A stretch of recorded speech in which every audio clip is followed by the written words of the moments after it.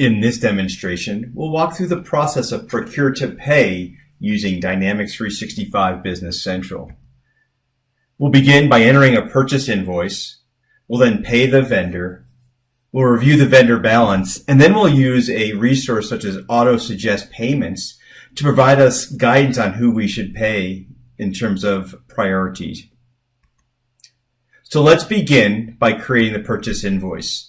So I'm logged into Business Central using the role-based homepage for the accountant. And I'll use the shortcut right here to Vendors. And I'll select Fabricam as my vendor. It opens up the master record, and then I can just simply collect on the purchase invoice.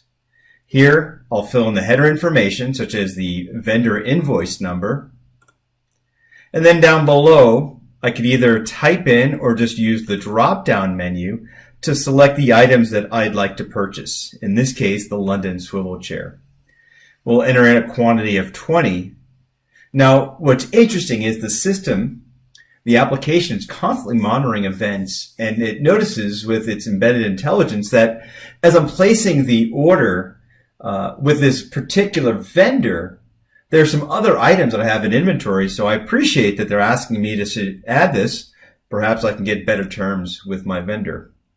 And then I post the document, and then I could print it to see what it might look like and get the details.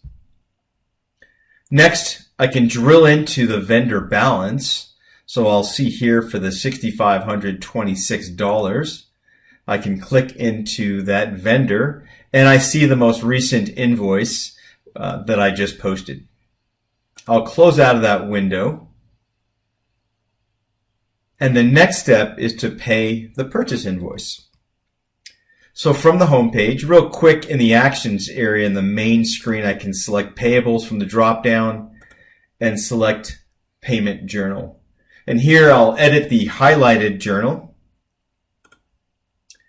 And from the drop-down list, I'll go ahead and select the vendor that I want to pay. In this case, it's Fabricam. And I'll enter in the amount from that recently created purchase invoice. And then I'll scroll to the right, and I will apply this to the document that we just created. So I'll select OK.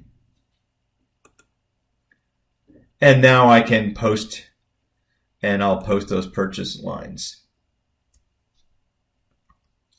The next step would be to review the vendor history. So from the vendor list, I can choose from the tiles here the 18 most recent posted invoices. And I've got this filtered on the vendor Fabricam, and most current one happens to be sorted for me up at the top of the list. You'll notice that's 108209. We'll go ahead and select that. Now I can also hold down my Shift key as I need to do additional analysis, and I can select a few items in this list. I'll do Control C with my keyboard. 14 rows have been copied. Now I'll open up Excel, and then I'll right click or use Control V. I'll paste into Excel, and now I've got this information for me to do some additional analysis, what if scenarios.